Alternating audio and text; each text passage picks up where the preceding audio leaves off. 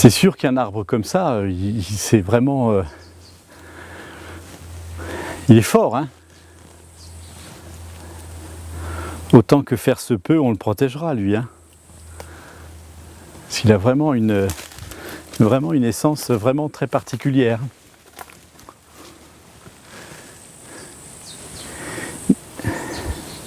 Alors, des fois, il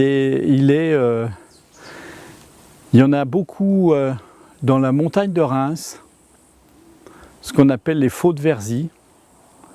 Certains disent, avec toutes les précautions d'usage, qu'il serait arrivé avec des moines de Reims et qu'il l'aurait introduit ici en Lorraine.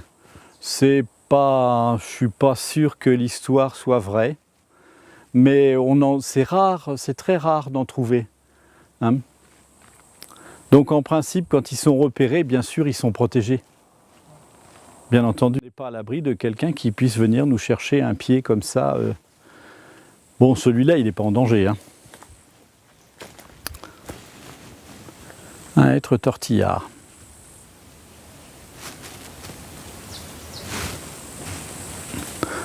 Voilà, quand il est petit, on ne sait pas qu'il sera comme ça.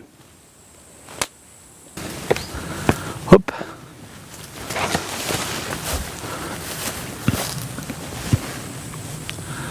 Faut pas oublier, 25% de notre territoire hein, qui est boisé, c'est quelque chose de fort hein, avec les arbres. Hein. C'est quelque chose de puissant. Hein. L'arbre en forêt est moins je dirais, c'est une communauté d'arbres. Hein.